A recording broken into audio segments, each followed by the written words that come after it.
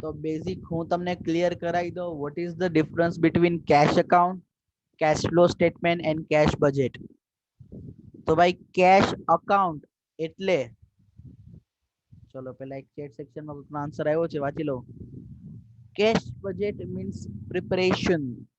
Okay ના બેટા, આવો કોઈ આન્સર પોસિબલ નથી. કાઈ વાંધો નહીં, હું સમજાવું છું. કેશ અકાઉન્ટ અને કેશ ફ્લો સ્ટેટમેન્ટમાં પહેલા તો શું કોમન છે સમજાવું છું. Vote is the common between cash account and cash flow statement? Common વસ્તુ એ છે કે આ આખું પાસ્ટ ડેટા ઉપરથી બનાવવામાં આવે.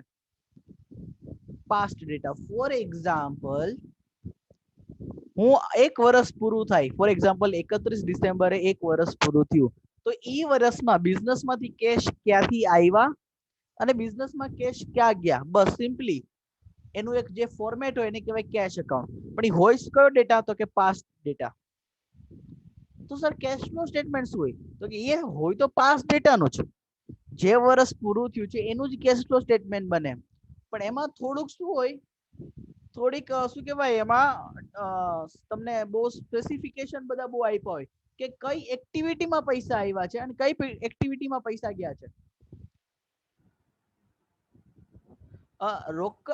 આરતી ચૌહાણ, તમે કેમાં કહો છો રોકડ અંદાજ લગાવો? એ કેમાં કેશ બજેટમાં આવશે. કેશ અકાઉન્ટ, કેશ ફ્લો સ્ટેટમેન્ટમાં કોઈ અંદાજ નથી. જે ફેક્ટ થઈ છે, જે વસ્તુ આપણા આ યરમાં થયું છે એને જ બનાવતી વસ્તુ, એને જ રિપ્રેઝન્ટ કરતી વસ્તુ, એ શું છે? કેશ અકાઉન્ટ ને cache flow statement. Cash account અને કેશ ફ્લો સ્ટેટમેન્ટ એકચ્યુઅલમાં જે ક્યાંથી રૂપિયા આવ્યા છે અને ક્યાં રૂપિયા ગયા છે એ જ છે. પણ કેશ અકાઉન્ટ મિયર એક સ્ટેટમેન્ટ છે, બરાબર છે. કેશ અકાઉન્ટ ખાલી અકાઉન્ટ જ છે, ક્યાંથી રૂપિયા આવ્યા ને ક્યાં ગયા વર્ષ દરમિયાન, બસ બીજું કઈ. કેશ ફ્લો સ્ટેટમેન્ટ શું છે? ડેટા તો પાસ્ટ ડેટા જ છે આપણો, પણ આપણે ખાલી શું કરીએ છીએ એમાં, તો કે જે ડેટા છે એને આપણે સેગ્રીગેટ કરીએ છીએ કે ઓપરેટિંગ એક્ટિવિટીમાંથી કેટલો, ઇન્વેસ્ટિંગ એક્ટિવિટીમાંથી કેટલો, ફાઇનાન્સિંગ એક્ટિવિટીમાંથી કેટલો, બસ સિમ્પલ. અહીંયા કોઈ અંદાજ લગાવવાની વાત નથી. અહીંયા જે પાસ્ટ, જે ફેક્ટ છે હતું, જે ફેક્ટ હતા, જે પાસ્ટ હતું, એને આપણે રિપ્રેઝન્ટ કરીએ છીએ, બસ. ક્લિયર? જ્યારે કેશ બજેટ છે ને, એ હંમેશા ફ્યુચર માટે બન્યું હોય. Cash account and cash flow statement relates to past, જ્યારે cash budget relates to future. આપણે સિમ્પલી શું કરીએ, અંદાજ લગાવીએ છીએ કે આવતા 6 મહિનામાં અહીંયાથી રૂપિયા આવશે અને અહીંયાથી રૂપિયા જશે, અહીંયાથી રૂપિયા આવશે, અહીંયા રૂપિયા જશે. તો that is budget. Budget always preparing at the starting of anything. હંમેશા બજેટ સ્ટાર્ટિંગમાં બને, એન્ડમાં ન બને. કેમ કે બજેટ બનાવો ને તો તમને ખબર પડે. ફોર એક્ઝામ્પલ, તમે તમારું મંથલી બજેટ બનાવો કે મારી પાસે આટલા રૂપિયા આવશે ને આટલા રૂપિયા જશે, તો પહેલું તમે શું કરશો ખબર છે? ક્યાંથી રૂપિયા આવશે એ પ્રમાણે તમે તમારા એક્સપેન્ડિચર પ્લાન કરો, એ પ્રમાણે તમે ક્યાંકથી રૂપિયાની ગોઠવણી કરી રાખો. ઘણી વખત શું એક્સપેન્સ કમ્પલસરી હોય, જે બજેટ બનાવીને તો ખબર પડે કે એક્સપેન્સ કમ્પલસરી હોય, તો આપણી પાસે ઇન્કમ નથી, તો આપણે ઓલરેડી શું સોર્સ કરીએ કે હાલ ભાઈ કોઈક પાસેથી ઉછી ના લઈએ, તો આપણે એને વેલ ઇન એડવાન્સ કહી શકીએ કે ભાઈ આમાં થોડીક આ મહિને થોડી ખેંચા ખેંચી છે, તો આવું કંઈક કરશું, મને રૂપિયા આપજે. તો કંપની લેવલ એ જ વસ્તુ, પહેલેથી આવું બજેટ બનાવ્યું હોય મિત્રો, તો ફાયદો શું થાય કે કોઈક મંથમાં કેશ કેટલી બચે છે અને કોઈ મંથમાં કેશ કેટલી ઘટશે એ આપણે અંદાજ પહેલેથી લગાવી શકીએ. જો કેશ વધે તો આપણે એનો યુટિલાઇઝેશન ક્યાં કરવું એ આપણે અંદાજ લગાવી શકશું, અને જો કેશ ઘટવાનો હોય ને તો કંપની વાળા પહેલેથી જ બેંક સાથે કોન્ટેક્ટ કરી રાખે કે ભાઈ અમને આટલી ઓડી કે સીસી ની લિમિટ આપી દો, કદાચ અમને આ મંથમાં જરૂર પડશે. પણ ક્યારે કેશ બજેટ, કેમ કે પાણી શું કહેવાય, કુવા આપણે કહેવાય ને, પાણી આપણે શું કહેવાય, કુવો આગ લાગે ત્યારે કુવો ન ખોદાય, પહેલેથી જ પાણી આવે પહેલા જ પાળ બાંધવી જોઈએ. તો cash budget is that kind of કે ભાઈ પાણી પહેલા પાળ બાંધી દો, સિમ્પલી. તો કેશ બજેટ હંમેશા ફ્યુચર માટે બને, while cash account and cash flow statement past યરનું એનાલિસિસ હોય. બરાબર છે? ક્લિયર થાય છે પેલા બેઝિક? અને budget always for the future. Budget હંમેશા ફ્યુચર માટે જ હોય. પાસ્ટ માટે ક્યારેય બજેટ બને નહીં. આટલી વસ્તુ ક્લિયર થાય છે? Yes or no, please tell me. Yes. ચલો, વેરી ગુડ. તો આપણું જે ચેપ્ટર છે યુનિટ 1 એ પૂરેપૂરું જે એમાં તમે જે પણ ભણશો એ બધું ભૂતકાળની કાંઈ વાત જ નથી, ભવિષ્યની જ વાત છે. શેની વાત છે? ભવિષ્યની જ વાત છે બેટા, કોઈ ભૂતકાળની વાત નથી. ઓકે, આમાંથી એક સ્ટુડન્ટ, મને ખ્યાલ નથી, કોઈ મને મેસેજ આવ્યો હતો, ન્યૂ એડમિશન છે કોઈ આમાં? હા સર, મારું. તમારો મને મેસેજ આવ્યો હતો કંઈક આમાં છે, આપણે કદાચ હિન્દીમાં વાત કરી હતી. હા, મને જે આગલું હતું ને એ કઈ સમજાય ને એટલે હું કહેતી હતી કે મને સેન્ડ કરજો એમ. ઓકે, હવે જો બેટા તમને કહી દો, ખાલી થયું તું એવું કે ફેક્ટ કહું તમને કે એ દિવસે એવું થતું હતું કે હું છે ને મારા લેક્ચર્સની લિંક ઘણા બધાને મોકલતો હતો, અને એમાં તમે એડમિશનની જગ્યાએ એડમિન લખ્યું હશે ને તો મને સમજાણું નહીં કે તમે શું બોલતા હતા. એટલે મેં તમને પૂછ્યું કે ભાઈ તમે શું બોલવા માંગો છો. પછી કદાચ આપણું પછી આખું કન્વર્ઝેશન મે બી તમને લાગ્યું હશે ને ગુજરાતી નથી આવડતું એટલે આપણે હિન્દીમાં જ કન્વર્ઝેશન થયેલું હતું. તો હા, મને લાગ્યું હશે ડેફિનેટલી. પછી મને મેં કીધું જાઓ દો, અત્યારે એમને ક્લિયર નથી કરવું, એમ લેક્ચરમાં ક્લિયર કરી દઈશ. હવે બેટા મારા અહીંયા અત્યારે આ બેચમાં છે ને 2 જ લેક્ચર આવ્યા છે. હવે આખો સબ્જેક્ટ આપણે ડીલ કરવાના છે અને લેક્ચર ખાલી 2 આવ્યા છે. પહેલો લેક્ચર અમે ખાલી સબ્જેક્ટ ઇન્ટ્રોડક્શન જ કર્યું હતું કે ભાઈ કયા કયા ચેપ્ટર છે, કેટલા માર્કના, અને બીજું ચેપ્ટર, અને પછી અમે પહેલું ચેપ્ટર મારું સ્ટાર્ટ કર્યું આ બજેટરી કંટ્રોલ, અને એમાં અમે કાંઈ ડિસ્કસ નથી કર્યું, ખાલી નોર્મલ અમે ઉપર આવું ડિસ્કશન કર્યું કે તમને જો સ્ક્રીન પર દેખાતો હશે types of cost, variable cost, fix cost, material cost, બસ આવી બધી ચર્ચા કરી છે ઓલ ઓવર. આમ જોવા જઈએ તો ચેપ્ટર આજથી જ ચાલુ થયું છે, 20 માર્કનું ચેપ્ટર છે. તો અત્યારે તમે જે હું બોલું છું સમજી શકો છો એ વસ્તુને? યસ. ઓકે, તો તમારે જૂનું કાંઈ નથી ગયું, ડોન્ટ વરી. અને મિત્રો તમને પણ બાકી બધાને કદાચ કોઈક એવું ક્યારેક એવું થઈ શકે કે ભાઈ જેન્યુન રીઝન હોય અથવા નેટવર્ક ઇશ્યુ હોય, એને એવું થશે કે ઘણી વખત લેક્ચર મિસ આઉટ થઈ ગયો, તો તમે કોઈ ચિંતા કરવાની નહીં ક્યારેય. હા, જાણી જોઈને લેક્ચર મિસ નહીં કરતા કે ભાઈ સર તો ફેસિલિટી આપે છે તો લેક્ચર મિસ જ કરશું, ના. જેટલું તમે લાઈવ સેશનમાં હાજર હશો એટલું આપણને મજા આવશે. પણ ઘણી વખત શું થાય કે ફોર એક્ઝામ્પલ નેટવર્ક કે કોઈ પણ ઇશ્યુના લીધે લોકો લેક્ચર ન ભરી શક્યા હોય, તો ચિંતા નહીં કરતા, મારા બધા લેક્ચર રેકોર્ડ થાય છે અત્યારે. તો એનાથી શું થશે, હું એક ગૂગલ ડ્રાઈવમાં બધા લેક્ચર મૂકી પણ દઈશ ટાઈમે. અને હું તમને એક લિંક આપીશ, એ લિંક હંમેશા તમે સાચવી રાખજો. જ્યાં સુધી આપણે આવી રીતે ઓનલાઈન મોડ પર ભણશું ત્યાં સુધી તમે લિંક સાચવજો. હું ટાઈમે લેક્ચર એમાં મૂકતો જઈશ જે લેવાઈ ગયા છે, બરાબર. હવે આમાં એવું છે કે ફેક્ટ કહું ને તો અત્યારે આપણે મળવાનું બી ઓછું થાય સેશન વાઇઝ, તો કોર્સની સ્પીડ ધીમી જ રહેશે. ધીમી ઇન ધ સેન્સ કે આ તો અઠવાડિયામાં એક સેશન આવે છે, બરાબર, અને એમાં મોટા મોટા ચેપ્ટર છે આ બધા અકાઉન્ટ્સમાં. થિયરીઓ તો ધડાધડ ઉડે, વાંધો નહીં. પ્રેક્ટિકલ છે, થોડો ઘણો આપણને એક અપ્રોચ પણ હોય એના માટે, ધીમે ધીમે ચાલે. ઇન કેસ એવું ક્યારેક થશે ફ્યુચરમાં કે એક્ઝામ ડિક્લેર થઈ જાય છે, તો ચિંતા ન કરતા. જેવું મેં લોકો માટે, હું તમને અત્યારે હમણાં સેમેસ્ટર 2 નું રિઝલ્ટ આવ્યું અને મને બહુ આનંદ થાય તમારી સાથે વસ્તુ શેર કરતા કે એક ભાઈ અમારે યુવરાજસિંહ, યશપાલ કે યુવરાજ, નામ ભૂલાઈ ગયું છે, યશપાલસિંહ ચૌહાણ મારા ખ્યાલથી નામ છે. તો યશપાલસિંહ ભાઈને એ લોકોનો એમાં કોર્પોરેટ અકાઉન્ટ આવે છે. તો આઉટ ઓફ 100 બેટા હી સ્કોર કંઈક 75 એમને સ્કોર કરી નાખ્યા છે એમણે. હવે જોશો ને ઈ વખતે અમારી ઈ બેચ જે હતી બેટા, જે સેમેસ્ટર 2 જે અત્યારે સેમેસ્ટર 3 માં આવ્યા છે છોકરો, એમાં અમારું ફેસ ટુ ફેસ ખાલી એક જ ચેપ્ટર થયું હતું 20 માર્ક્સનું. 20 માર્ક્સનું મેં એક ફેસ ટુ ફેસ ચેપ્ટર કર્યું હતું. એ પ્રેક્ટિકલ ચેપ્ટર હતું. ખાલી તમારી સાથે શેર કરું છું તમને ક્યારેય કોઈ ચિંતા ન રહે એટલા માટે, બીજું કાંઈ એમાં મોટી વસ્તુ નથી. એક 15 માર્કની થિયરી જે મેં ઝૂમમાં લીધું હતું, તમારી જેમ સાથે જેમ લીધું, પણ બાકીના જે 35 માર્કના ચેપ્ટર છે, 20 માર્ક અને 15 માર્કનું, એના મેં યુટ્યુબમાં વિડીયોઝ રેડી કર્યા હતા,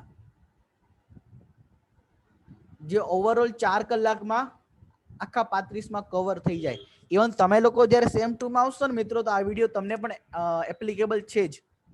બરાબર છે.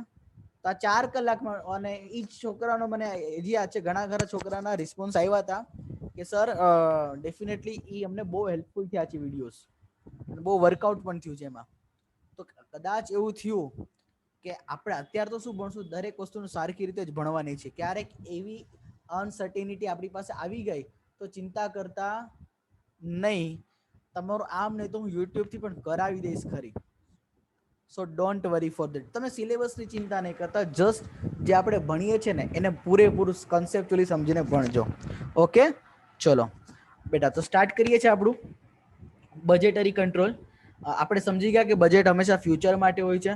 અને હવે આપણે પહેલું સ્ટાર્ટ કરશું કેશ બજેટ. કેશ બજેટ એટલે સ્ટાર્ટ કર્યું કેમ કે તમે ક્યાંક ને ક્યાંક સેમેસ્ટર 5 કે 6 માં ભણી ગયા છો, બરાબર છે. અને જો સેમેસ્ટર 5 કે 6 માં ભણી ગયા હોય, સેમેસ્ટર 5 કે 6 માં જો ભણી ગયા હોય તો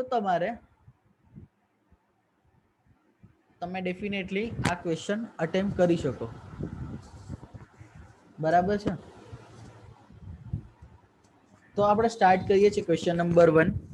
એકવાર રીડ કરી લઈએ question number 1. So let's start.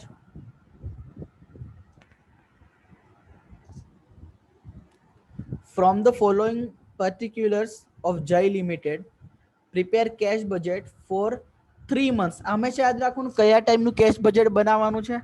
For 3 months ending 30th June 2005. હવે મને કહો કયા 3 મહિના લ્યો, તો કે છેલ્લો મહિનો જૂન હોય. વિચારીને કયો તો સ્ટાર્ટિંગ શું હશે?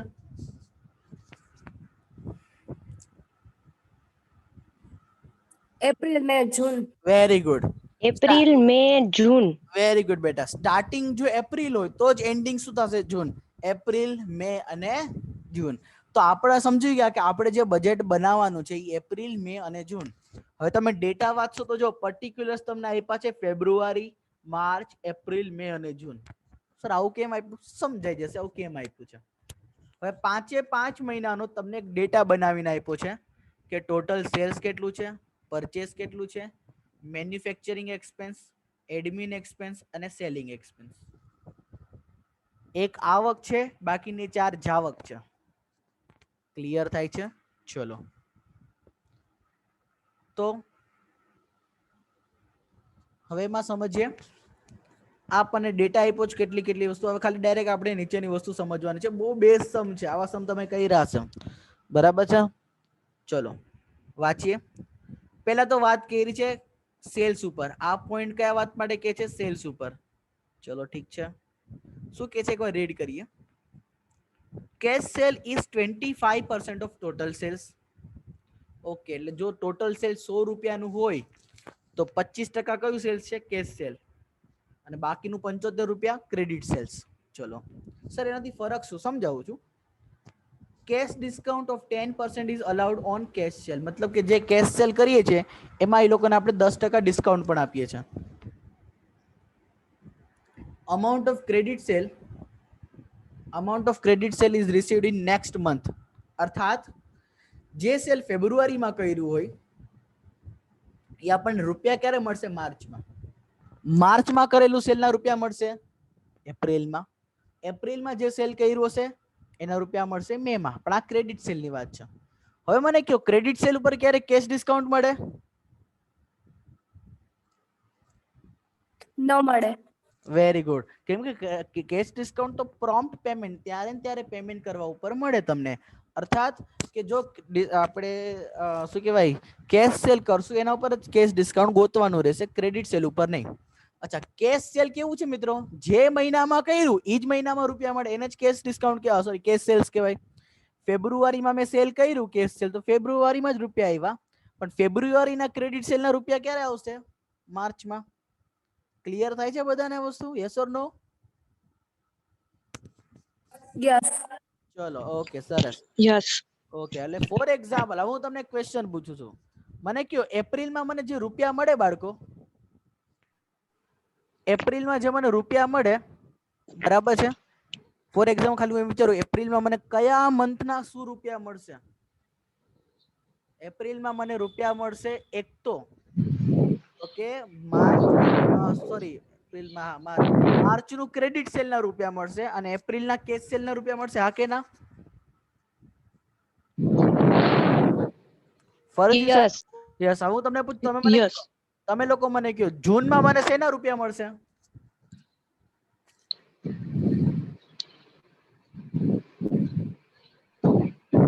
મે મેના મેના કયા બેટા? મેનું કયું sale? Cash sale, credit sale? Credit sales okay, મેનું ક્રેડિટ સેલ્સ અને જૂનનું cash sales. Yes or no? Okay, સરસ. લ્યો, તો એ વસ્તુ ધ્યાનમાં રાખવાની છે. Very good. હવે આપણે આગળ વાત કરીએ છીએ. ચલો, પછી છે,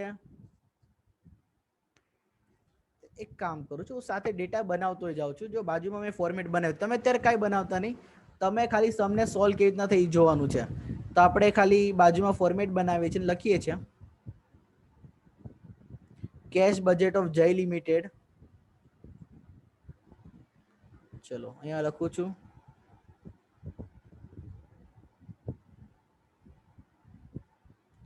cash budget of Jai Limited, cash budget of Jai Limited from 1st April 2005 to 30th June 2005. ચલો, અહીંયા લખું છું particulars.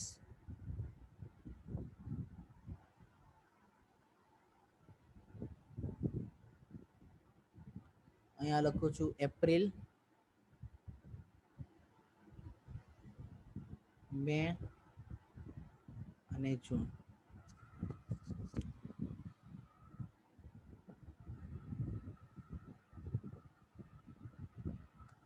તો સૌથી પહેલા અહીંયા આપણે આવક લખશું. આવકના આપણે કહેશું રિસીટ્સ. ક્યાંથી રૂપિયા આવે છે, અથવા તો આને ઇન્કમ તરીકે પણ લખી શકીએ. અને બાકીની સામે જાવક. તો પહેલા તો આવક કઈ કઈ છે? એક તો દરેક મંથમાં કેશ સેલ્સ આવશે, અને એક તો બીજું શું આવશે? Collection from ડેટર્સ. બરાબર. ક્રેડિટ સેલ્સમાં શું કહેવાશે? Collection from ડેટર્સ.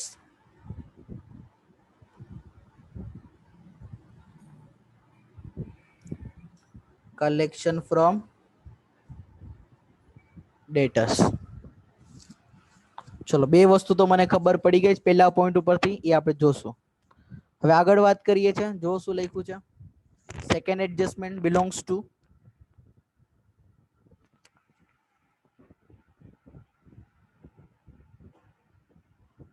40% of total purchase is on cash basis and 5% discount is received on this cash purchase. मतलब કે ટોટલ પરચેસમાંથી 40% કેશ પરચેસ છે, અને જ્યારે તમે કેશ પરચેસ કરો છો ત્યારે તમને ડિસ્કાઉન્ટ મળશે. Okay. while dues of credit purchase, એટલે કે તમે તમારા ક્રેડિટરને ક્યારે પૈસા આપો છો? Paid in the third month from the month of purchase. યાની કે જો ફેબ્રુઆરીમાં તમે પરચેસ કર્યું હોય તો ક્યારે લખ્યું છે? Paid in April. એટલે ફેબ્રુઆરીમાં મેં પરચેસ કર્યું ક્રેડિટ પરચેસ, તો એને પેમેન્ટ ક્યારે કરીશ? એપ્રિલમાં. મને કયો, માર્ચમાં મેં પરચેસ કર્યું હોય તેનું પેમેન્ટ ક્યારે કરીશ? મેમાં. Very good. અને એપ્રિલમાં મેં પરચેસ કર્યું હતો? જૂનમાં. Very good.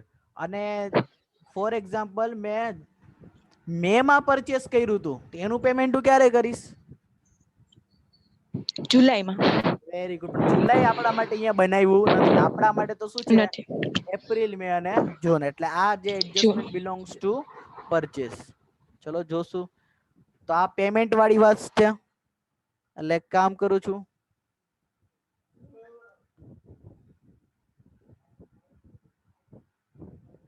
ઓકે, એક વસ્તુ ઓલવેઝ એક આદત રાખવાની, થોડીક ઉપર જગ્યા મૂકવાની છે આપણે. શું કામ મૂકી સર કહો?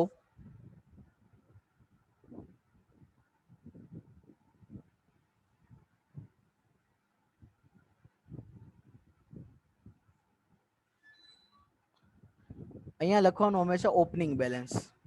શું લખવાનું? Opening balance. એમાં પ્લસ શું થશે? રિસીટ્સ એન્ડ ઇન્કમ. થોડીક જગ્યા, મને નથી ખબર બીજી કેટલી ઇન્કમ આવવાની છે, એટલે થોડીક જગ્યા મૂકીને ચલો હવે મને છે ને 10 મિનિટ જેવું દેખાડે છે બાળકો. તો 10 મિનિટમાં જો લિંક એક્સપાયર આપણું થઈ જાય તો પાછા રીજોઈન કરી નાખજો, બરાબર છે? ઓકે. અને એમાંથી અમારે માઇનસ કરવાનું પેમેન્ટ. હાલો ને, એ આમાં અત્યારે લખતા નથી, આપણે નીચેલી ફોર્મ્યુલા બનાવી નાખશું એવી રીતે. ચલો પેમેન્ટમાં શું લખું અહીંયા?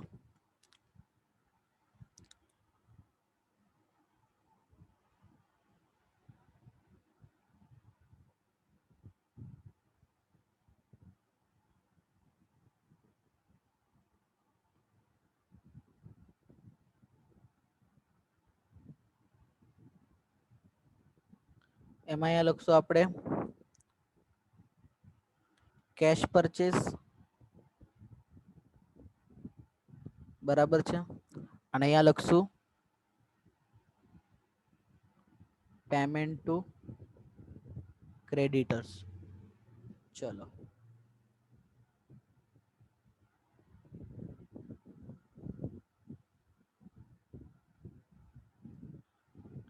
ત્રીજું એડજસ્ટમેન્ટ બાળકો, time lag for payment of manufacturing expenses half month, 1/4 month for administration expense and selling expenses 1 month.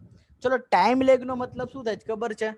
તો તમે કે કેટલું લેગ એટલે આમ તો થાય શું કહેવાય એક્ઝેક્ટ એનો મીનિંગ કહું?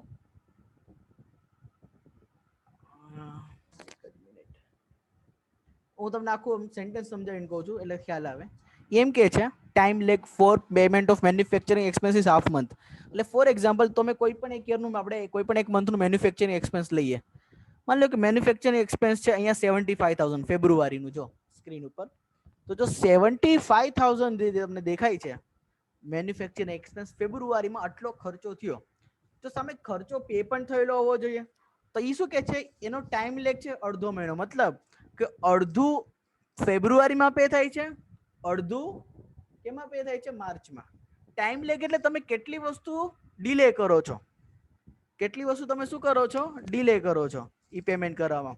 તો અડધું આ મંથમાં, અડધું નેક્સ્ટ મંથમાં. પછી 55,000 હશે માન લો એપ્રિલના, તો અડધા 55,000 એપ્રિલમાં પે કરશે, 55,000 અડધા એપ્રિલમાં અને બાકીના અડધા જૂનમાં. ક્લિયર થાય છે ભાઈ બધાને?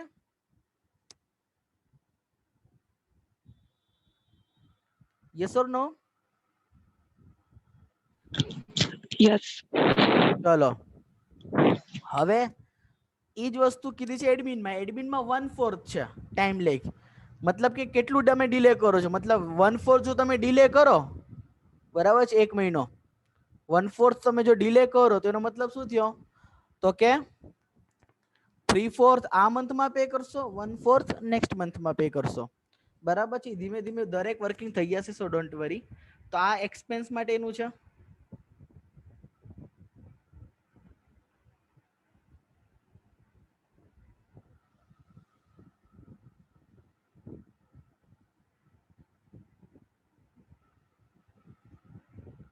પછી લખ્યું છે company has purchase 50,000 equity shares of star computers. ચલો કંપનીએ જે તે સમયે ઇક્વિટી શેર પરચેસ કર્યા તો કોઈ કંપનીના ક્યારે પરચેસ કર્યા હતા? 2003માં, જેની ફેસ વેલ્યુ 1 રૂપિયો છે અને 50 રૂપિયા પર શેર, એટલે 50,000 × 50 રૂપિયા પ્રમાણે આપણે શેર પરચેસ કર્યા હતા 2003માં.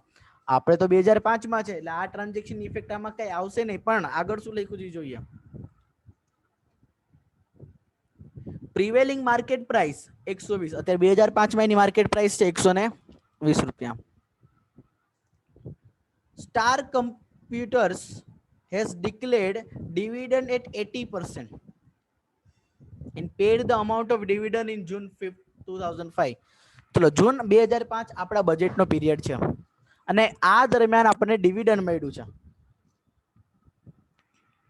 ચલો એ કેવી રીતના ગોતશું સમજાવીશ, પણ ડિવિડન્ડ આપણા માટે ઇન્કમ છે એટલે અહીંયા લખી નાખું ડિવિડન્ડ. પછી છે quarterly interest on 8% debenture of 3 lakh is payable in April and July. ચલો એપ્રિલ તો આપણામાં છે, જુલાઈ નથી, એટલે આપણે ઇન્ટરેસ્ટ પે કરવાની વાત છે તો અહીંયા લખું છું ઇન્ટરેસ્ટ ઓન ડિબેન્ચર્સ. બરાબર. ધેન આફ્ટર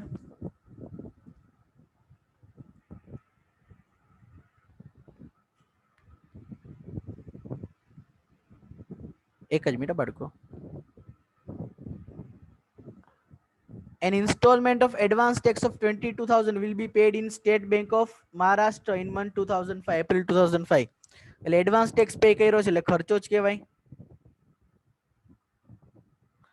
તો અહીંયા લખું છું એડવાન્સ ટેક્સ.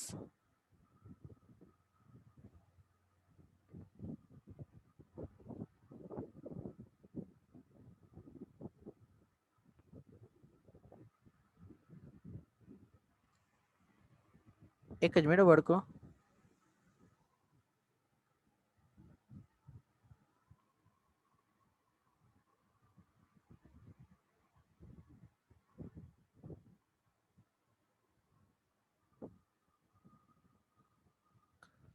Yes.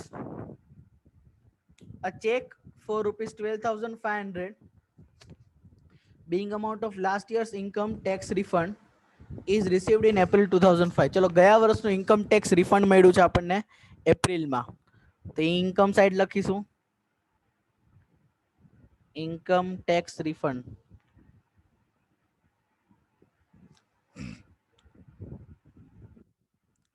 લાસ્ટમાં લખ્યું છે it is estimated cash balance of 1/4/2005 will be 87,500. આપણને ઓપનિંગ બેલેન્સ આપ્યું છે એપ્રિલનું, ચલો 87,500.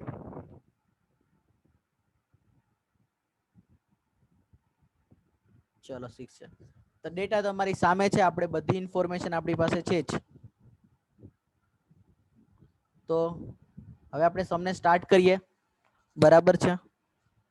અહીંયા સુધીમાં કોઈને કઈ ડાઉટ હોય તો પ્લીઝ પૂછી લ્યો. અહીંયા સુધીમાં કોઈને ડાઉટ હોય તો પ્લીઝ પૂછી લ્યો મને.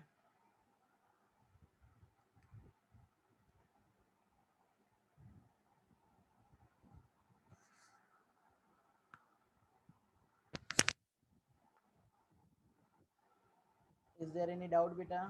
ચલો ક્લિયર. વેરી ગુડ આરતી.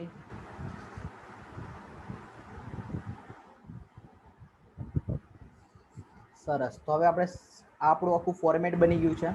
આપણે શું કરશું, ઓપનિંગ બેલેન્સમાં ઇન્કમ એડ કરશું એટલે આપણને આટલા પૈસા મળ્યા, આટલી આવક થઈ જશે અને આમાંથી આ જાવક માઇનસ કરશું. અહીંયા લખશું, એક કામ કરું છું, આ 1 2 and 3. આ 3 કઈ રીતના કરશું, 3 તો કે ટોટલ 1 + 2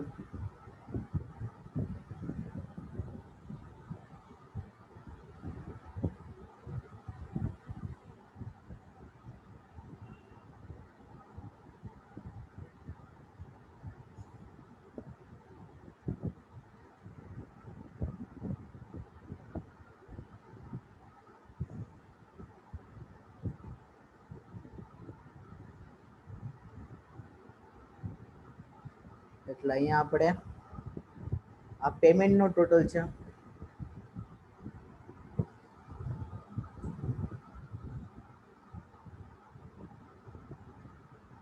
ટોટલ પેમેન્ટ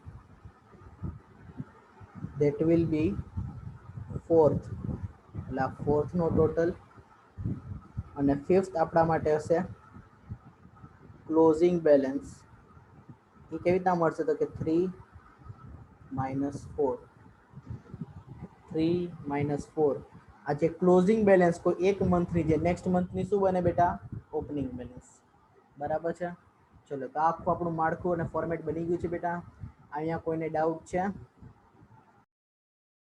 તો મારા હાથમાં રાખજો બાળકો, અને ક્વેશ્ચન તમારી સામે રાખજો.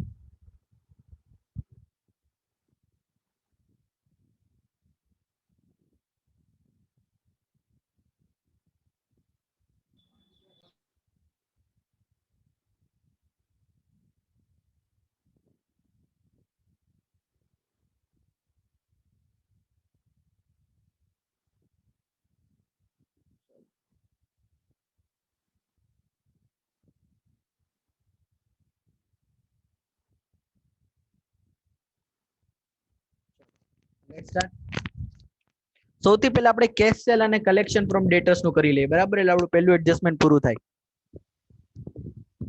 તો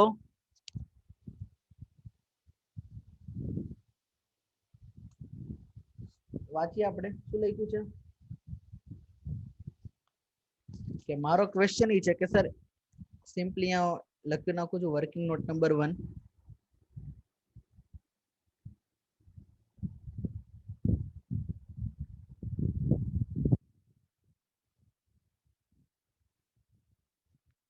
સેલ્સ. તો સિમ્પલી વિચારીએ, આપણે એપ્રિલ મે અને જૂન ની વાત કરીએ છીએ, એટલે એપ્રિલમાં શેના રૂપિયા મળશે?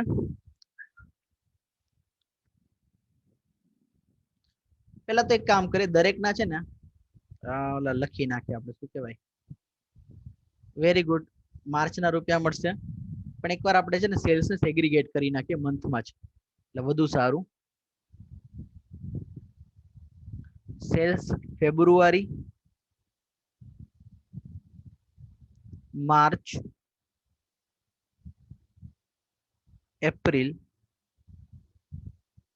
મે અને જૂન.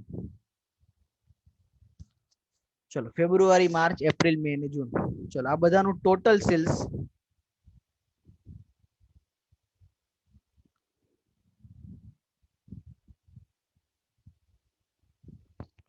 ઓકે. ક્વેશ્ચન એક કામ કરું, ફોટો પાડી લો એટલે મારી ઘડી સ્ક્રોલ ન કરું.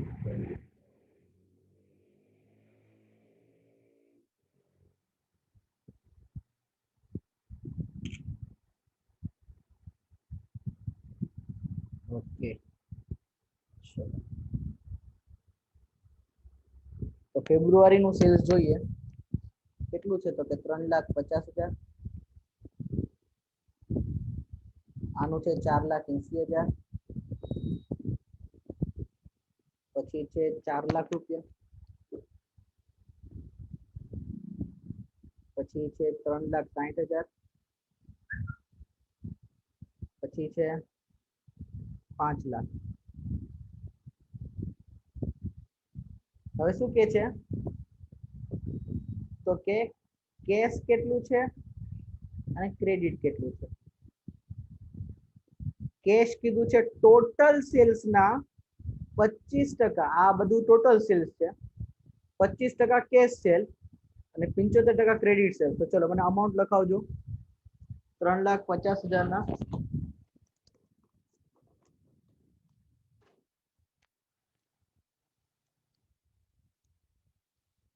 અહીંયા આવશે 87,500. હું એક એલસી લઈને બેઠો છું. અને ક્રેડિટ સેલ્સ આવશે 3,50,000 ના 2,62,500. Yes or no? યસ. ચલો પછી એ જ વસ્તુ આમાં પણ, કેશ કેટલું, ક્રેડિટ કેટલું. તો 4,80,000 ના 25%, 1,20,000. 3,60,000.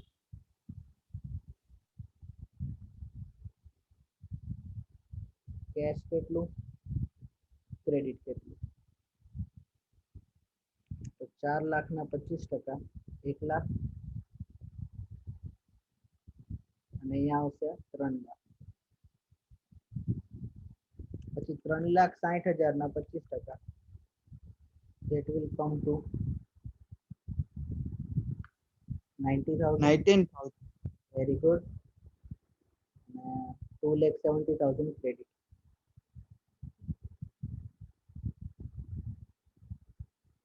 ₹5 ના 25%, 1,25,000 કેશ,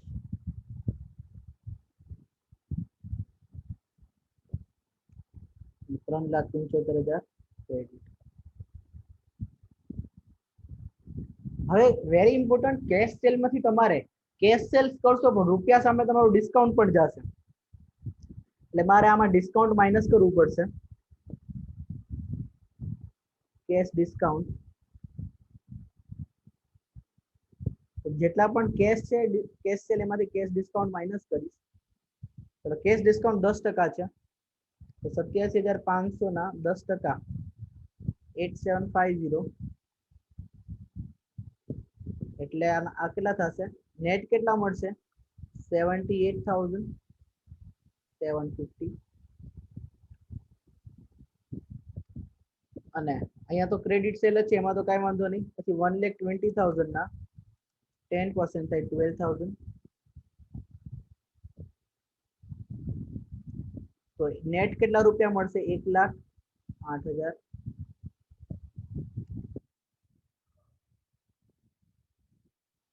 10,000 એટલે અહીંયા મળશે 90,000. 90,000 10%, 9,000, એટલે અહીંયા આવી જશે 81,000.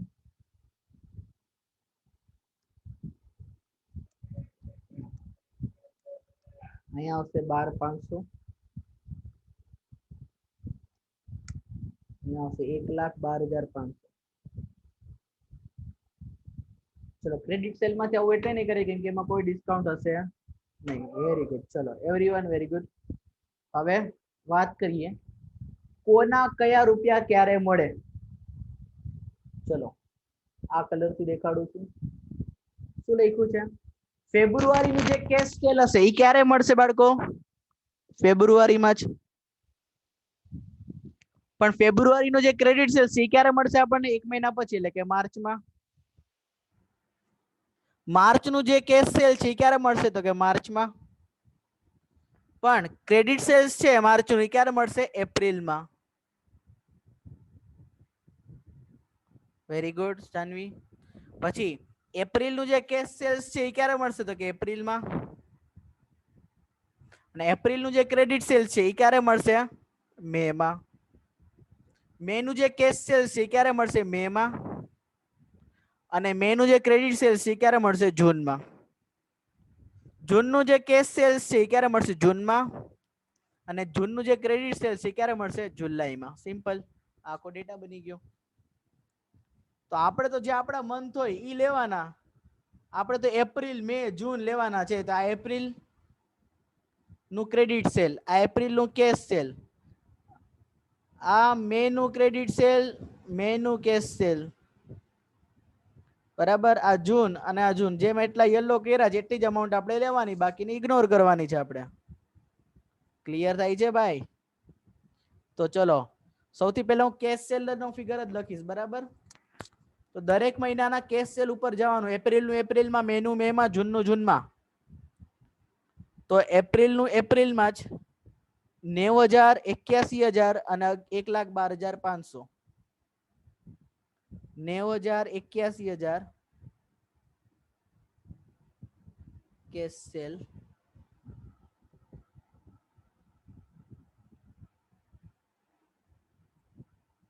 અહીંયા આવશે 90,000.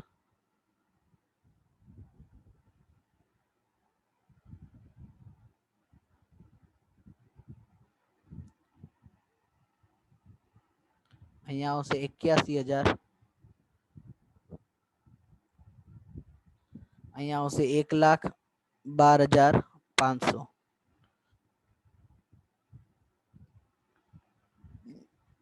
હા મેં શું કર્યું જો મિત્રો, દરેક મહિનાનું એનું ને એનું કેશ સેલ જ લીધું.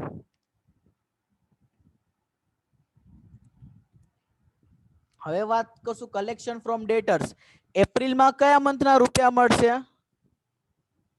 તો કે માર્ચના તો માર્ચનું ક્રેડિટ સેલ છે, આ માર્ચનું ક્રેડિટ સેલ છે 3,60,000, જે ક્યારે મળશે આપણને એપ્રિલમાં મળશે. તો એપ્રિલમાં માર્ચના રૂપિયા મળશે 3,60,000.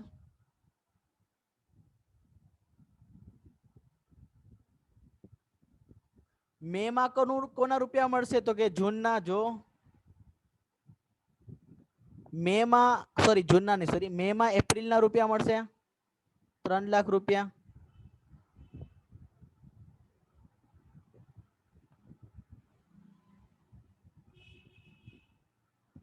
પછી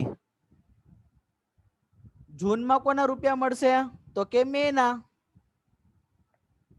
આ મે ના જે છે ક્રેડિટ સેલ્સ એ જૂનમાં આપણને રૂપિયા મળશે 2,70,000. ચલો આમાં કોઈને ડાઉટ છે બેટા? એનીવન? મને ખબર નથી આપણે કેવું ભણ્યા છે ટીવાય લેવલે, એટલે હું એ રીતે જ બેસથી જ સમજાવું છું. બાકી આ ટોપિક પૂરો કરતા વાર ન લાગે બાળકો. ચલો એટલે એડજસ્ટમેન્ટ નંબર 1 ડન. હવે એડજસ્ટમેન્ટ નંબર 2 કરી લઈએ.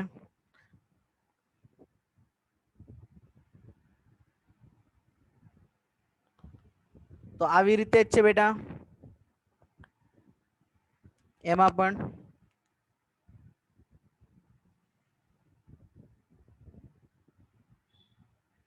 તો હું જવા દઉં છું બાજુમાં.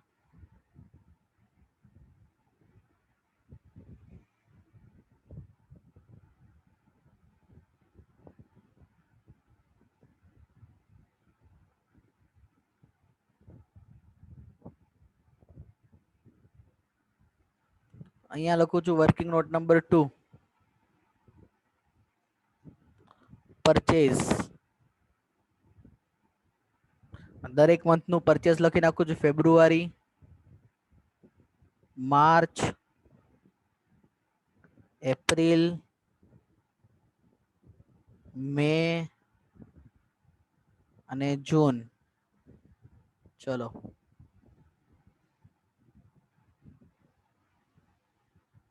તો અહીંયા લખું છું પેલા ટોટલ પરચેસ. તો ટોટલ છે 2,20,000, 2,60,000, 3 લાખ, 2,80,000 અને 3,20,000. હવે બધાના પાર્ટ પાડીએ આપણે. Cash, credit, cash, credit, cash, credit, cash, credit, cash તો કે ક્રેડિટ.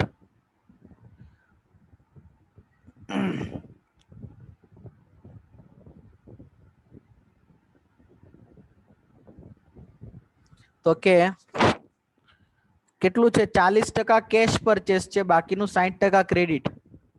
તો ચલો બધાના આપણે કરતા જઈએ. 2,20,000 ના 40%, 88,000. 60% થશે 1,32,000. પછી 2,60,000 ના 40%, 1,04,000. ને અહીંયા આવશે 1,56,000.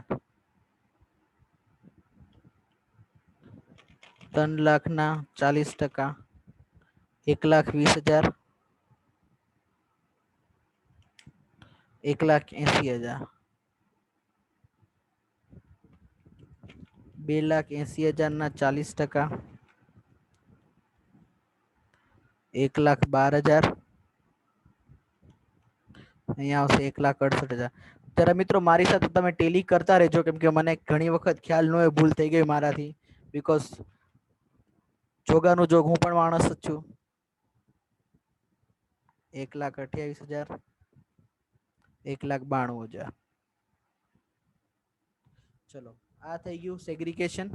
હવે કેશ પરચેસમાં આપણે 5% ડિસ્કાઉન્ટ મળશે. એટલે એકચ્યુઅલમાં આપણે પેમેન્ટ કઈ આટલું નહીં કરવાનું હોય, એમાંથી થોડુંક ઓછું પેમેન્ટ, તો જેટલું પેમેન્ટ કરવાનું એટલી વાત કરવાની આપણે ભાઈ. કેશ પરચેસ 5% ડિસ્કાઉન્ટ છે. ચલો 88,000 ના 5% that will come to 4400. તો એકચ્યુઅલમાં પેમેન્ટ કેટલું કરવાનું થશે આપણે? 83,600.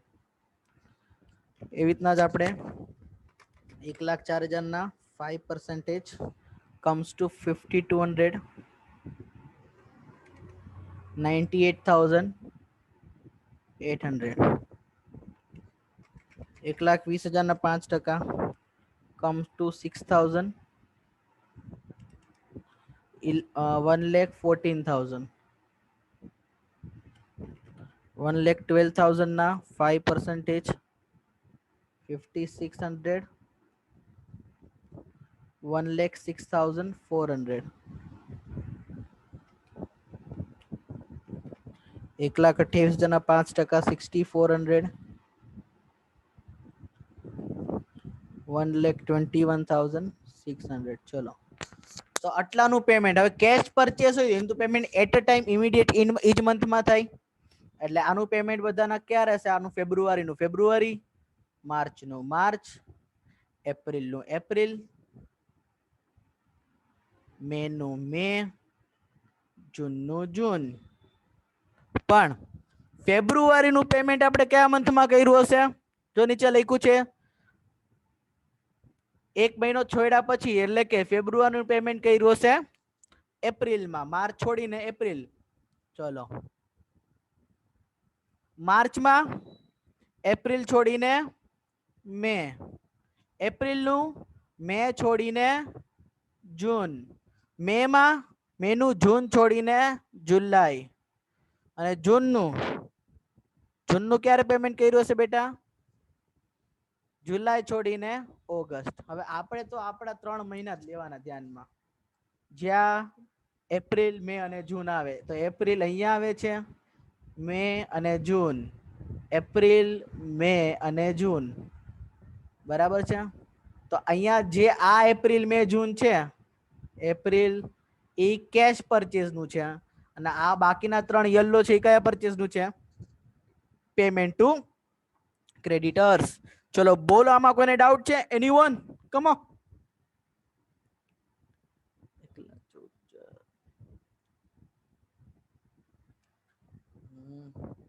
કેટલો ફિગર છે જરા ભાઈ? જરા ફિગર જરા યાદ કરી લો તો મારે પછી ઘડી ઘડી સ્ક્રોલ ન કરું. કેશ પરચેસમાં 1,14, 1,06,400 ને 1,21,600. ચલો બધા યાદ રાખજો ભાઈ. કેશ પરચેસ અહીંયા કેટલા હતા? 1,14,000. પછી હું ભૂલી ગયો પાછો. કોઈને યાદ છે તમારા? 1,06,400. ઓકે, 1,06,400. અને પછી 1,21,600. 1,21,600.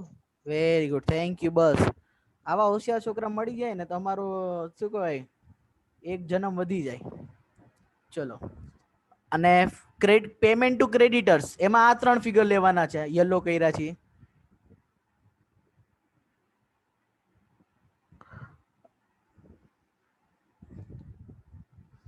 હા ઠીક છે નૈમિષ, કાંઈ વાંધો નહીં. 1,32,000, 56,000 અને 80,000. 1,80,000. ચલો 1,32, 1,56, 1,80 ભાઈ. હવે યાદ રહી જશે કદાચ. 1,32, 1,56,000 અને 1,80,000. રાઈટ? Am I right? ચલો ચલો, આ તો વર્કિંગ નોટ નંબર 1, આ working note number 1, working note number 2, working note number 2. ચલો હવે ત્રીજું એડજસ્ટમેન્ટ. ઓહો, ત્રીજા એડજસ્ટમેન્ટમાં ઉભા રહો, એક વસ્તુ લખતા ભૂલાઈ ગઈ મારે.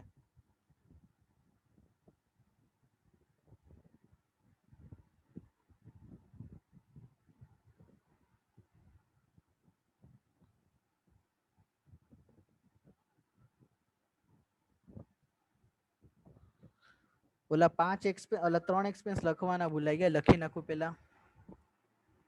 મેન્યુફેક્ચરિંગ એક્સપેન્સ, એડમિન એક્સપેન્સ અને સેલિંગ એક્સપેન્સ.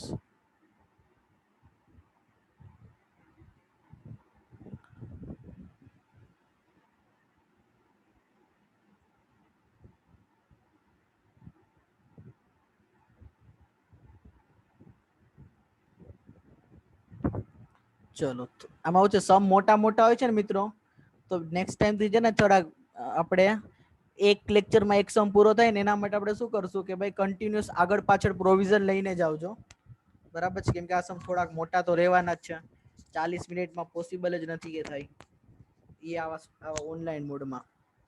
ચલો તો હવે વાત કરીએ આપણે એક્સપેન્સની.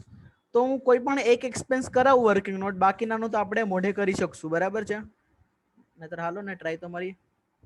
વર્કિંગ નોટ નંબર 3, દરેક એક્સપેન્સ. તો મેન્યુફેક્ચરિંગ એક્સપેન્સ. હવે આપણે છે ને આપણે જે એપ્રિલ મે જૂન છે ને એની જ વાત કરીએ, બરાબર છે? એપ્રિલમાં તમે કોનું પેમેન્ટ કરશો? તો કે માર્ચનું અડધું અને એપ્રિલનું અડધું. મે માં તમે કોનું પેમેન્ટ કરશો? તો કે એપ્રિલનું અડધું અને મે નું અડધું. આ સમજાય છે હું શું બોલું છું? અને જૂનમાં તમે કોનું પેમેન્ટ કરશો? તો કે મે નું અડધું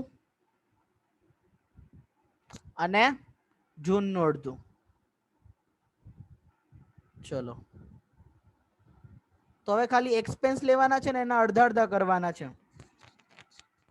માર્ચ છે 60,000, તો 60,000 ના અડધું તો કે 30,000. પછી છે આ 55,000. લાસ્ટમાં જૂનમાં એપ્રિલ ને જૂન હોય. કેમ એપ્રિલ ને જૂન હોય? મે ને જૂન નો હોય? મે નું અડધું એપ્રિલ માં ને અડધું મે માં. જો શું છે, ફોર એક્ઝામ્પલ ફેબ્રુઆરી નો મહિનો છે, ફેબ્રુઆરી 75,000, તો ફેબ્રુઆરી નું અડધું ફેબ્રુઆરીમાં તો ચૂકવશું જ, અને બાકીનું અડધું મે માં જશે, સોરી માર્ચમાં જશે. માર્ચ મહિનામાં શું થશે? ફેબ્રુઆરી નું અડધું જે બાકી છે એ ચૂકવશું અને માર્ચ નું અડધું ચૂકવશું. એવી રીતના એપ્રિલમાં માર્ચ નું અડધું ચૂકવશું અને એપ્રિલ નું અડધું ચૂકવશું. તો એવી રીતના મે માં એપ્રિલ નું અડધું ચૂકવશું અને મે નું અડધું ચૂકવશું. અને જૂનમાં મે નું અડધું અને જૂન નું અડધું. ક્લિયર થાય છે કે નહીં?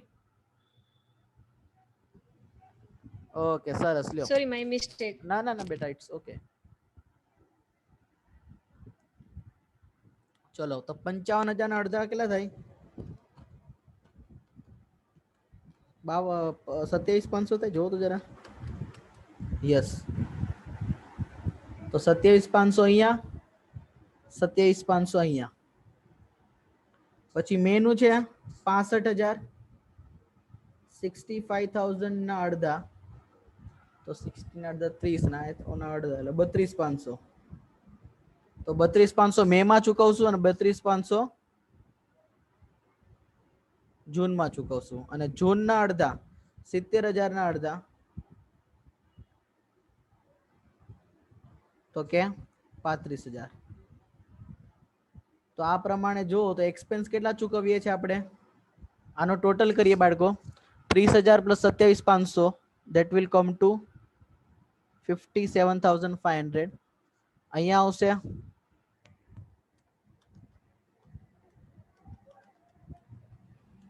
60,000 અને અહીંયા 67,500.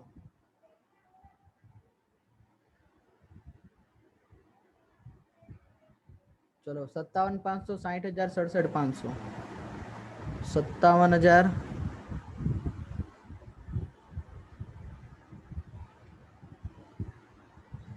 67,500. बचलो फिगर भूली गयो. 60,000. 60,000 और 57,500 છે ને?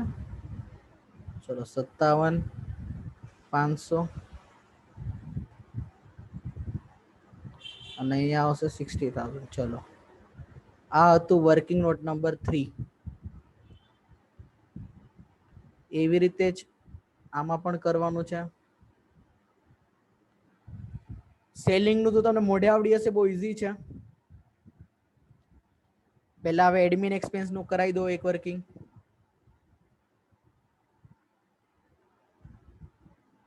એડમિન એક્સપેન્સમાં શું કહે છે કે 1/4 અમાઉન્ટ આપણે ડીલે કરીએ છીએ.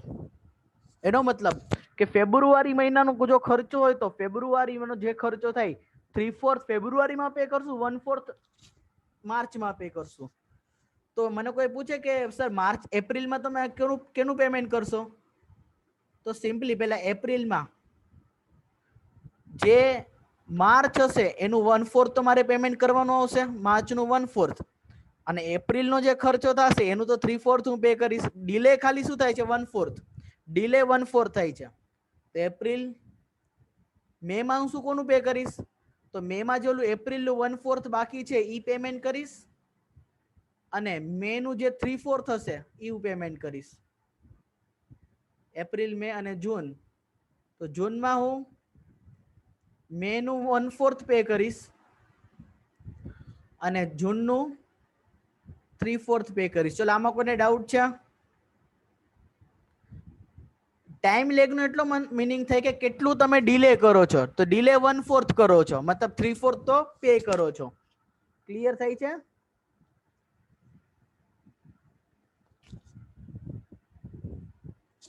Yes, clear. ચલો સરસ.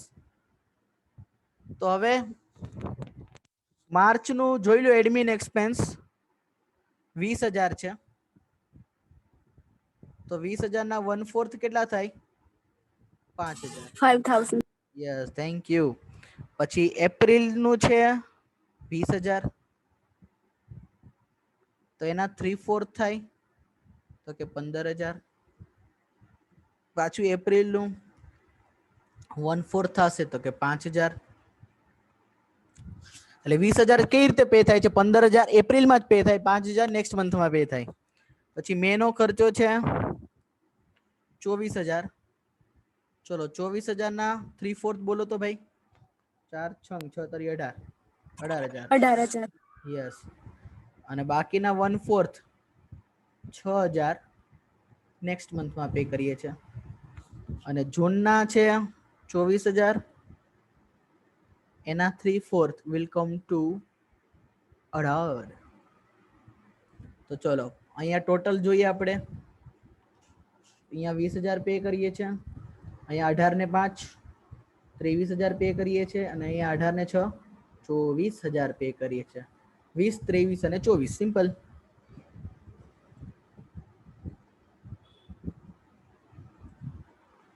ચલો 20,000 23,000 અને 24,000. અને બેટા સેલિંગ એક્સપેન્સ ની વર્કિંગ નોટ કરતો નથી, પણ બહુ સિમ્પલ છે. શું કે છે? એનો લેગ કેટલો છે? 1 મંથનો. મતલબ કે આ મહિનાનો પૂરેપૂરો ખર્ચો નેક્સ્ટ મંથમાં. એપ્રિલનો ફેબ્રુઆરીનો ખર્ચો માર્ચમાં પે થશે, માર્ચનો ખર્ચો એપ્રિલમાં પે થશે, એપ્રિલનો ખર્ચો મે માં પે થશે. તો સિમ્પલી એપ્રિલમાં કોનો ખર્ચો પે થશે? માર્ચનો. હા કે ના? એપ્રિલમાં માર્ચનો ખર્ચો પે થશે, ધેટ વિલ ટુ 22,000 છે કોઈ? 22,000. પછી મે માં પે થશે એપ્રિલનો ખર્ચો એટલે 20,000, અને જૂનમાં પે થશે મે નો ખર્ચો, ધેટ વિલ કમ ટુ 16,000. ચલો 10 મિનિટ છે, 10 મિનિટ બાકીનો રિમેનિંગ પોર્શન આપણે પૂરો કરશું. થોડીક સ્પીડ રાખજો મારી સાથે. ડિવિડન્ડ ભાઈ, ડિવિડન્ડ હંમેશા કેના ઉપર મળે? ફેસ વેલ્યુ ઉપર. ડિવિડન્ડ ફેસ વેલ્યુ પર મળે, કોઈ માર્કેટ વેલ્યુ કે જેટલા પર પરચેસ કર્યું એટલા પર ન મળે. તો ડિવિડન્ડ સિમ્પલી કેના ઉપર મળશે? તો કે 50,000 શેર છે સાહેબ, 50,000 શેર, બરાબર છે. અને એની ફેસ વેલ્યુ ₹1 છે, અને ડિવિડન્ડ 80% ડિક્લેર કર્યું છે. તો ડિવિડન્ડ સિમ્પલી કેટલું મળશે? ડિવિડન્ડ કેટલું મળશે? તો કે ભાઈ ડિવિડન્ડ ની અમાઉન્ટ કેવી આવશે? તો કે 50,000 શેર ઇન્ટુ ફેસ વેલ્યુ 1 રૂપિયો અને એના 80%, બોલો ભાઈ કેટલા આવે? 40,000. 40,000 રૂપિયા ડિવિડન્ડ આપણને આપ્યું છે. તો કયા મંથમાં મળ્યું જરા જોવો તો.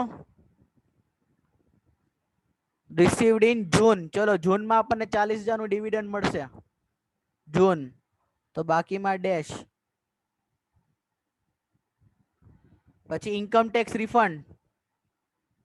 ઇન્કમ ટેક્સ રિફંડ એટલે આ એડજસ્ટમેન્ટ થઈ ગયું 1 2 3 4 થઈ ગયું.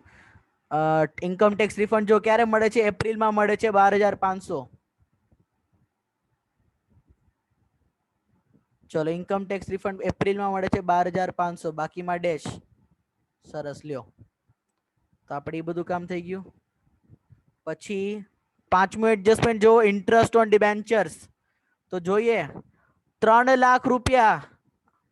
સમજો અહીંયા વર્કિંગ નોટ કરું છું ઇન્ટરેસ્ટ ઓન ડિબેન્ચર ઉપર. તો કે ભાઈ 3 લાખ રૂપિયાના ડિબેન્ચર્સ છે, બરાબર છે. એના 8% એટલે 8 ડિવાઇડ બાય 100. આ તો વાર્ષિક ઇન્ટરેસ્ટ થાય, આપણે ક્વાર્ટરલી પે કરવાનું છે. ક્વાર્ટર એટલે કેટલો થાય? કેટલા ક્વાર્ટર હોય એક 3 વર્ષમાં? month. 3 મંથ નો એક ક્વાર્ટર હોય, બરાબર. એટલે ઇન્ટુ 3/12, 3 મહિનાનો એક ક્વાર્ટર. ચલો આનો સિમ્પ્લિફાઈ કરીએ બાળકો. વર્ષમાં 4 ક્વાર્ટર હોય, સાચી વાત છે. તો 3 લાખના 8% ઇન્ટુ 3/4 એટલે 6,000 આવે છે. યસ ઓર નો ભાઈ? અને Yes. આપણે કેમાં પે કરે છે? એપ્રિલ અને જુલાઈ. પણ આપણા તો જુલાઈ નથી, એપ્રિલ જ છે ખાલી. That will come to 6,000. And લાસ્ટમાં 22,000 નો એડવાન્સ ઇન્કમ ટેક્સ પે કર્યો છે એપ્રિલ મહિનામાં. તો 22,000 નો એડવાન્સ ટેક્સ. ચલો સરસ, બાકીમાં ડેશ. ચલો અહીંયા સમ નું વર્કઆઉટ એક રીતે પૂરું થઈ ગયું છે.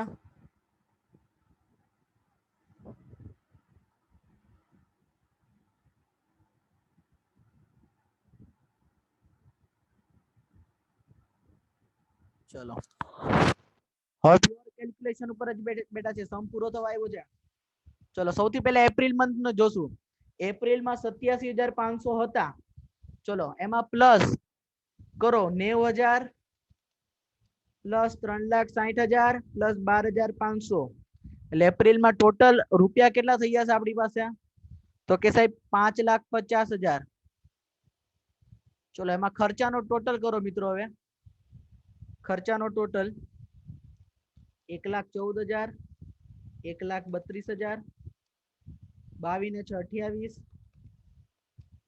57,500 ને ઓલા 42,000, બરાબર. એટલે 3,73,500 રૂપિયાનો ટોટલ પેમેન્ટ છે. એ માઇનસ કરો તો ક્લોઝિંગ બેલેન્સ બચશે 1,76,500. એપ્રિલની ક્લોઝિંગ ઈ મે ની શું બનશે? ઓપનિંગ 1,76,500. હવે એમાં આવક એડ કરશું આપણે 81,000 અને 3 લાખ. તો અહીંયા આવે જશે 5,57,500. ચલો 5,57,500 એમાંથી ખર્ચાનો ટોટલ 1,06,400 પ્લસ 1,56 પ્લસ 23,000 પ્લસ ઓલા 2,80 એટલે 3,65,400. ટોટલ માંથી માઇનસ કરશું 5,57,500. તો અહીંયા આવી જશે 1,92,100 જે નેક્સ્ટ મંથ નું ઓપનિંગ બનશે.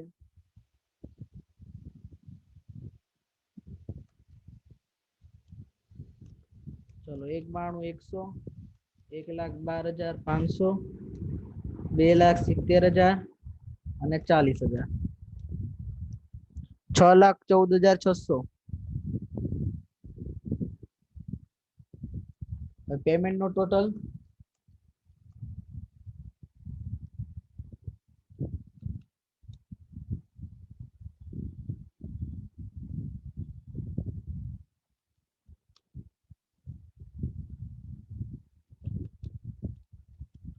₹4,09,100. એટલે અહીંયા ક્લોઝિંગ બેલેન્સ આવશે 2,05,500. ચલો તો ભાઈ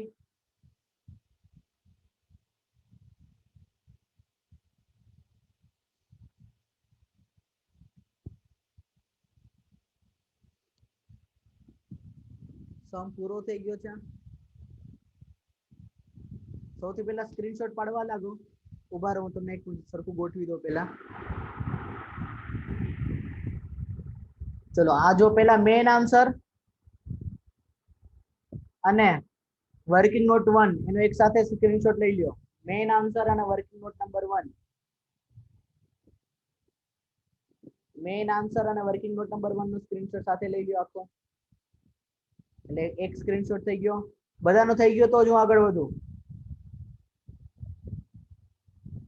કમ્પ્લીટ ચલો અને હવે વર્કિંગ નોટ નંબર 2 અને 3